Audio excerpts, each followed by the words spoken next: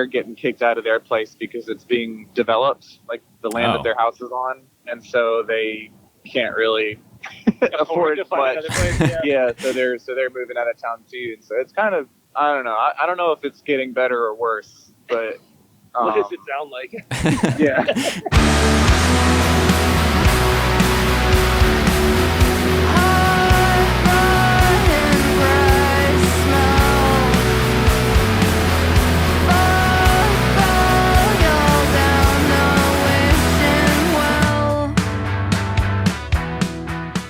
Wednesday, the band, not the day of the week, has been on a bit of a hot streak lately. Well, actually for the past few years. 2023 brought the release of their critically acclaimed album Rat Saw God, which was followed by several long months of touring across the US and Europe.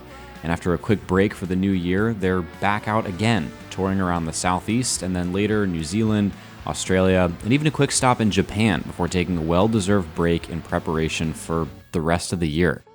I've been wanting to interview them for some time, and after seeing that they would be stopping through my town on this latest run, I figured this was my chance. So after a couple months of periodic inquiries, their management did get back to me, but only after the band had already left. This presented a unique opportunity, however. Zandy and Alan agreed to a quick phone interview from the tour van somewhere between Cleveland and Nashville. Suffice to say, we made it happen.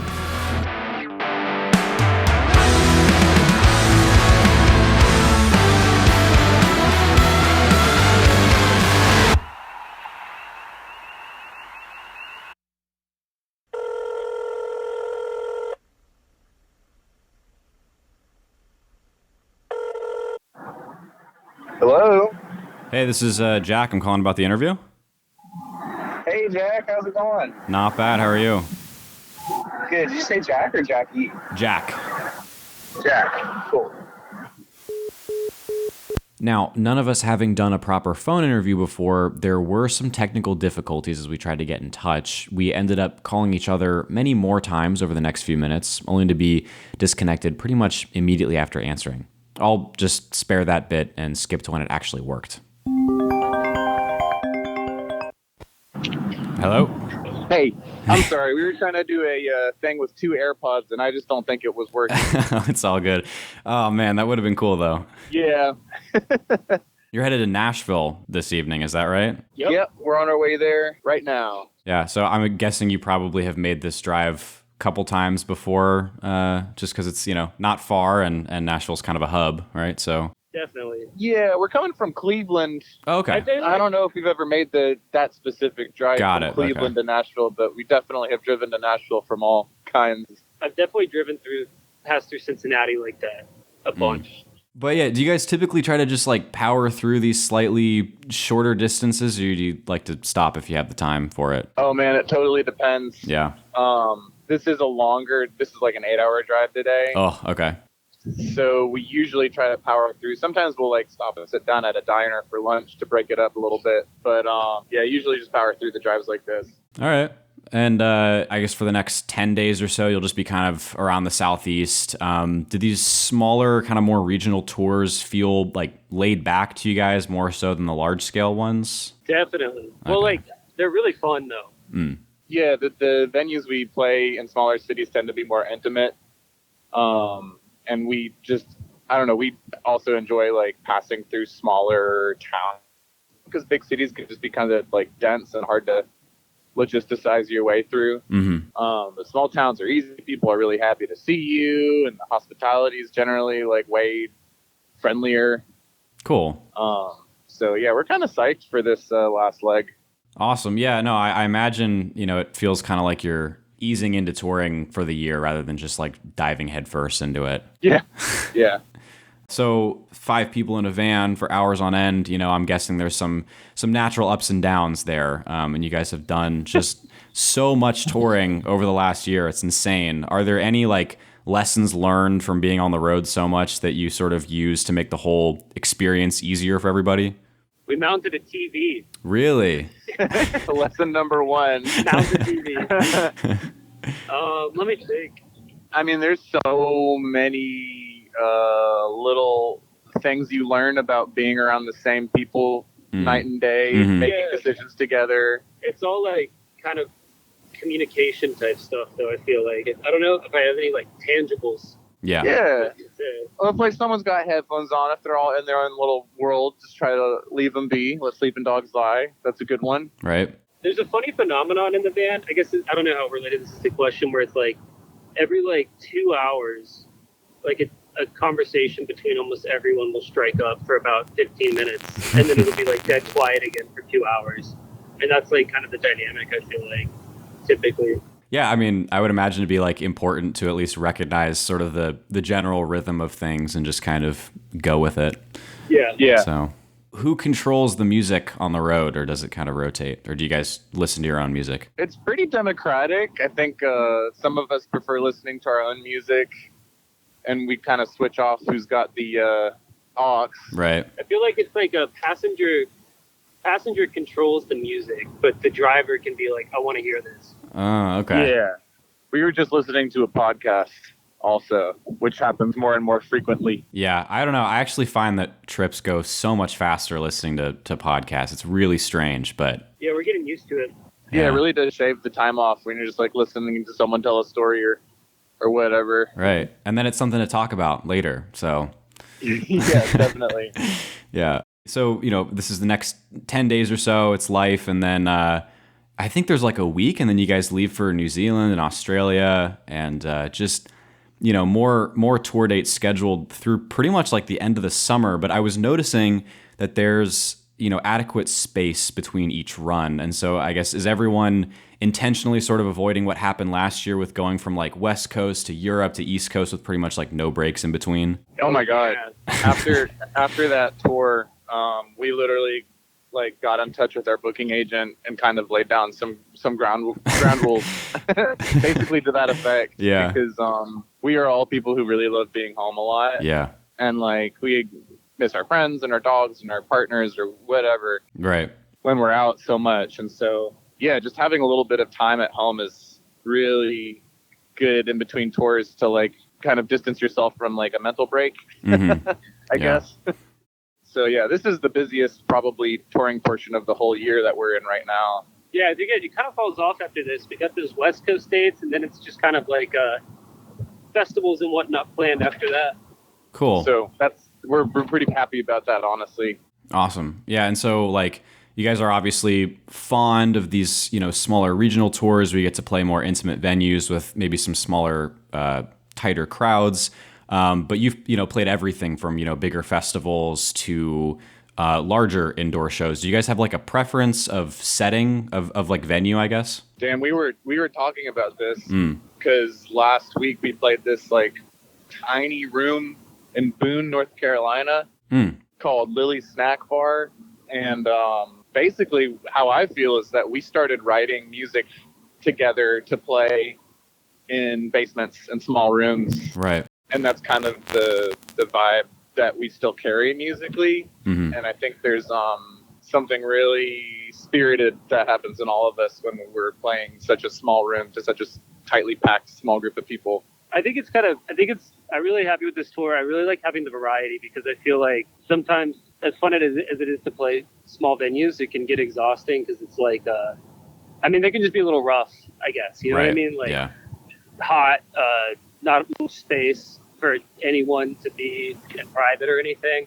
But then those shows are also like so charming and fun that it's cool. This tour we've been able to, we're hitting places that feel like super legit, and then also Lily's Snack Bar in Boone, where it's like 100 people, can barely move around, kind of thing. Yeah. So yeah, I like both a lot. Cool. Yeah, I think both definitely the variety makes each setting feel way better. And I'll say with festivals, it's like they kind of often suck to like perform at, actually, in terms of like, the shows are really fun, but it's like it's really stressful and stuff, and the sound checks are weird and stuff. Yeah. But it is kind of the only time that like sometimes backstage you feel like a rock star because they go ape shit and they'll like give you like $1,000 worth of like weed shit when you're in like California or whatever, and you like are like, oh my god, there's like this band, blah blah blah. But so that's the cool part about festivals. But the actual shows there can be like a little bit stressful, I would say. Okay. Yeah. So like each place has its pros and cons, I guess. Yeah. Definitely. But we do love a small room. Right. Yeah. And I mean, at this point, you guys can, like, no question, easily fill out those smaller rooms, and just, I imagine the energy is something that's, I don't know, like unparalleled almost. Definitely. Yeah, I think nearly every show so far on this tour has been completely sold out, full room. Yeah, I think Florida's the first one where they're not sold out. But I've heard tell that Floridians come late to buy tickets, so maybe, who knows? I think I would agree with that. I'm from Oregon originally, but I live in Florida right now, and I've seen that. I've gotten tickets for shows I would have expected to be sold out like the day of, and then you show up and it is sold out. So I don't know what that comes from, but yeah. Dang. All right. I think a laid back, you're on Florida time kind of salt life. I can see that. Something that I noticed last month, I was really wanting to ask this question. I saw a printout of Pace Magazine's top 50 albums of 2023. And in their words, this is their words, they rank all kinds of releases from jazz to metal to pop to folk to electronica to country to rock and roll to the uncategorical. And that, I feel like, pretty much covers all of it. But anyway, Rat Saw God took the #1 spot on that list. And these types of rankings are, pretty subjective, I would say. But for it to top a chart as diverse as that one, something's working, right? So what kind of things, I guess, have you seen or noticed, like, regarding the album's mass appeal since it's come out?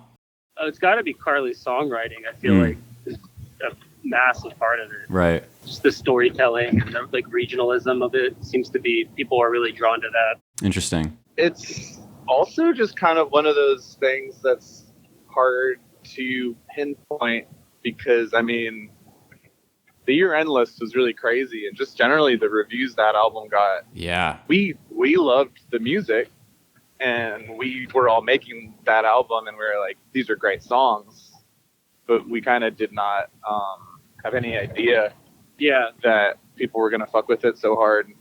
I'd say also, like, I think there's been a trend for like maybe a decade now of like super introspective, kind of pensive, sad songwriting, and I think people are excited to hear songs about something more external. Yeah, I was gonna say, like, a lot of it is, like you said, storytelling, kind of life growing up in the South, and that's not necessarily something that everyone can relate to. But I would think that, like, the vibe or like the feeling that it creates is something that's incredibly almost nostalgic in a way. I don't know. Is that something that you would agree with? Yeah, and I definitely think, along with what you're saying, there is sort of a lot of eyes are on Southern culture right now. Yeah. I think people are generally fascinated by it, romanticizing it to some degree, which is weird, but it's also just really cool because that's sort of what we're channeling and what we are grew up in. Yeah.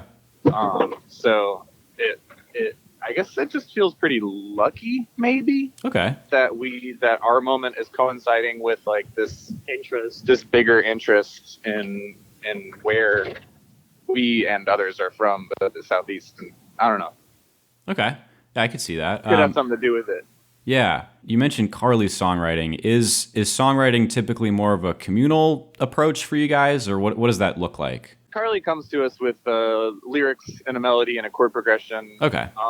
That usually gets tweaked a little bit, but not much. But we all bring our own musicianship to it in terms of what we're playing. Yeah, like dynamically, rhythmically, it's kind of like not often. It ends up sounding completely different than it might have been imagined, but the skeleton is there typically. Okay. And, is this type of music something that you just naturally gravitate more towards, or is it something that it takes more of an effort to create, I guess? I mean, we've been doing it for like 6 or 7 years now, and I think we've all sort of naturally aligned ourselves in terms of like a group of what we want to sound like, more or less. I didn't grow up as hard on country music as I think the rest of the band did, but I've definitely come around to it in a big way. But the grunge and like indie rock, shoegaze kind of influences on the band, that's totally my wheelhouse also, and has been. Yeah, we all grew up listening to pretty different stuff individually, and I think those influences really have come into play, all of us, in a natural way to sort of just produce what we're making now. Yeah. Cool. Yeah, and I can see all of those influences sort of, I guess I should say I could hear those influences bleeding through in the music. And you guys were all, musicians in your own right prior to the band, right? Yeah. Yeah. Okay. And so does this kind of music reflect in any way on what you would be creating prior to as a group, or how have you seen it evolve? I mean, I was fronting an indie rock band, like a little local indie rock band before I joined up. Okay. And I think that in my sensibility in terms of like, I don't know, melodies or what I'm doing is all been very continuous from that project and from before even. I don't know, Alan, what would you say? Well, for me, this is my first real band, so got lucky, I guess. But I don't know. I never really made, because I would record on my own and stuff, but it was never typically particularly heavy music. So Wednesday got me doing that for sure, which is really fun. Even though I love heavy music. Yeah. I guess heavy is a relative term because it's not like hardcore, but yeah. Yeah. But yeah, I mean, Zandy was kind of a musical staple in the community.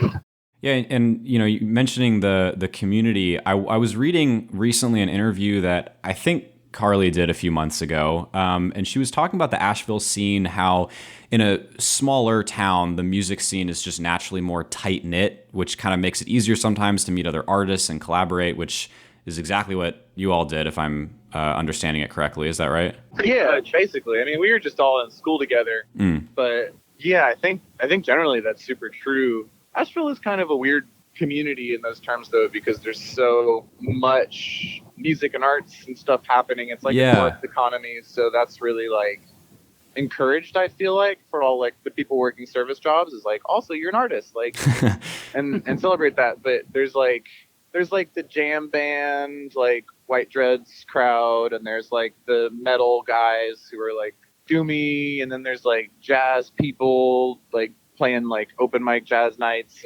and there's really so many different communities, and strangely enough, there's not a ton of overlap that I've seen.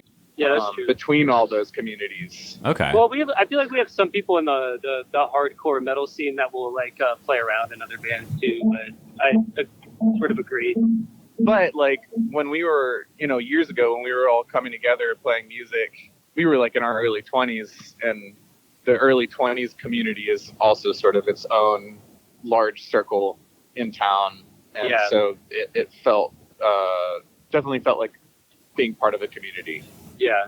Also, a lot of the music scene is born out of like UNC Asheville, like house show scenes and stuff. Okay. So once you're out of that, I feel like you also get detached from some of the more nascent projects there, unless you like really seek it out. Yeah, and I mean, I'll be seeing you guys play on Friday in Pensacola, which I mentioned I'm in Florida right now. That's where I live. And I actually see a lot of similarities between, from what I've heard of the Asheville scene and the Pensacola scene a little bit. There's University of West Florida here, so you've got, the sort of college scene.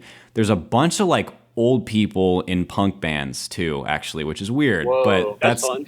Yeah, that's kind of like, that's sort of a community in itself. And then there's like the sort of the younger crowd. But anyway, I guarantee I'm probably going to see like the same 10 people I always see at shows, which, I love. But I guess I can kind of see what you guys mean by that.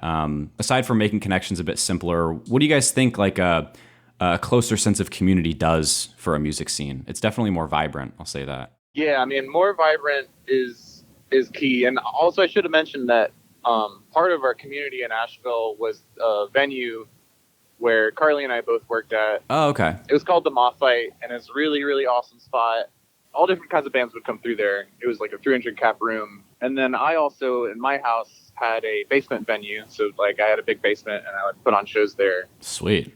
And so I think that's an aspect of community that like we were working at the Mothlight. And so there were all these nights that we would just be at work, and we would happen to meet touring bands and local bands from all different backgrounds. Get the chance to open for them too. Yeah. And like we had like an in with the venue itself too. So like we would get some good shows there, and some special stuff would be thrown our way. I think that's like working, like doing a job like that in the community puts you in a totally different position, and it can be really advantageous. Yeah, it's also huge. like a tighter knit community just means also more people.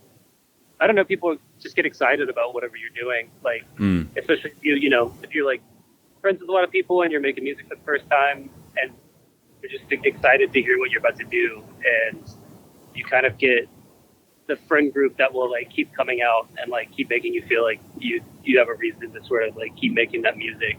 Yeah. So also, the Moth Light closed during the pandemic too, and since in those years since that venue's been gone, there actually has been like a giant shift in our community. It feels like wow. This venue sort of centralized it, and now like there hasn't been any kind of similar place to replace it yet. And everybody who loves to go see music and who loves to play music is still talking a lot about that in Asheville. Like, wow. we don't, like, where do we go? Right. So like music and collaborations between musicians is one awesome aspect of like having a community, but then like spaces, of course, are super critically important. Absolutely. To that as well. We're a little bit still lacking for it in some ways these days in Asheville back home. Yeah, but some places have stepped up for sure, but there's not really a good space for like big-ish touring bands coming through to like play with that is like also a community standard. I could see that. And actually it's interesting listening to this because now, so I haven't been in Pensacola for too long, but the venue that you guys are going to be playing at is called the Handlebar, and it's actually served a very similar purpose, it sounds like. It's been around for a long time, but it closed for a few years and went under like, huge renovation for the pandemic. And it's interesting talking to people who have been around the community for a long time. Just the amount of change that it's impacted is insane. And so I can absolutely see how the loss of a place like that would also make a huge impact. Yeah. I hope that it turns around, Yeah. there's some like business owners throwing their hats in the ring and like trying out some new spots basically. But hope it works out. Yeah. It's interesting. I've never been to Asheville. I mean, I've driven through Asheville. That doesn't count. But I hear so much about the scene there, and it's one of those places where you wouldn't necessarily think it. Yeah. It's a really interesting place. I have hope for it too, but I mean, yeah, a big part of it too is like, people are getting priced out there. I know that that's like true everywhere, but I feel like it's a little bit especially bad in Asheville for a place its size. Yeah. Like I live 40 minutes north of town now. I live in Durham now. Okay. Well, I grew up in Durham too. I've lived in Durham for a while. That's not because I got priced out. But then Carly and Jake are also about to move to Greensboro because they're getting kicked out of their place because it's being developed, like the land that their house is on, and so they can't really afford to find much. another place. Yeah, so they're moving out of town too, and so it's kind of, I don't know. I don't know if it's getting better or worse, but what does it sound like? Yeah. Does that make rehearsals difficult with you guys kind of living more spread? Or I guess I'm not great on my North Carolina geography. Oh, we have a trick for that. Okay. We don't practice. Oh, there you go. No, we I make the drive up there, and then Zandy's still only like 40 minutes outside the city. Okay. So it's not like crazy for him. But we just did like a big rehearsal, for instance. Like I'll come up for like a week or two at a time. You know what I mean? Yeah. And then it'll be like I'll just crash at some friends' places, and so I don't know how it'll change whenever Carly and Jake move to Greensboro, but it's like it doesn't actually make it that crazy. Yeah. But we don't need to be practicing like once a week every week. It's more of a like we just kind of like buckle down and do it for a like boot camp mode. That's how we do it. Yeah, well, that's cool. I mean, it's definitely important to have something that works, no matter what it is. So, but it is definitely more of a logistical challenge to get everybody together. Yeah. Right. For something that isn't a show, especially. Yeah. Okay. And then one other thing that Carly said in that interview I just mentioned is that you're all constantly reminded that indie rock is not necessarily at the center of the universe where you guys live, which can sometimes make it easier to create outside of the bounds of the genre. You know, like we were talking about, there's a lot of storytelling in the lyrics. How heavily would you say your environment affects what you create as a band? Pretty big. That's a tough question. Yeah, I would say pretty heavily, but like not exactly directly, if that makes any sense. Like, I think that especially Carly, her songwriting is informed a lot by, I mean, her experiences, of course, and the backdrop for all of those experiences is the place we live. Yeah. And I think things definitely happen differently in Nashville because of the cultural landscape and the mountains. Right. And all of that than it would in other places. So I think it really does inform our sound. And just in the same way it informs like mine and Jake's and Alan's like musical sensibilities and the choices we make, but just maybe not like in a really obvious, conscious, direct way. Mm-hmm. But I think we all really internalize and love the landscape. As I'm saying this, we actually just got back into some like mountains. I guess we're maybe in Kentucky somewhere. Driving by Fort Knox. Yeah. Okay. I'm like, oh wow, this looks like home. It's beautiful. Nice.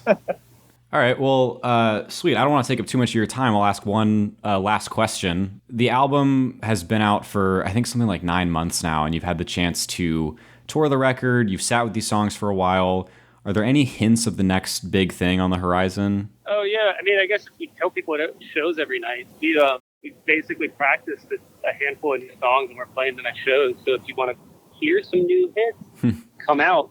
Sweet. And also, nothing's like fully recorded yet, but it's in the works. Yeah, we've basically got a whole new batch of songs that are really exciting and are mostly flushed out. And we're just sitting on them for now. But yeah.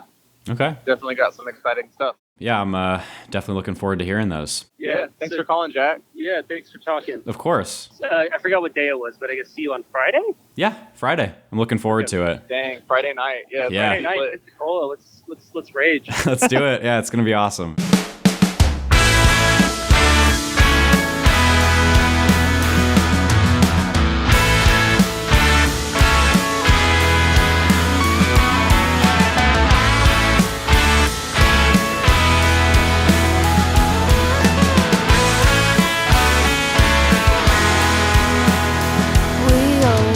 As you just heard, not only is Wednesday still reeling from the reverberations of their last release, they already have a stash of new stuff in the works, just waiting to see the light of day. If you're in the southeastern United States, New Zealand, or Australia, there's a good chance you'll get to see them next month, but if you're not, I really wouldn't worry. They might have slowed down, having learned a thing or two about being out so much, but a band this prolific certainly won't be stopping. And I'll just leave it at that. Thank you so much for listening. Talk to you later.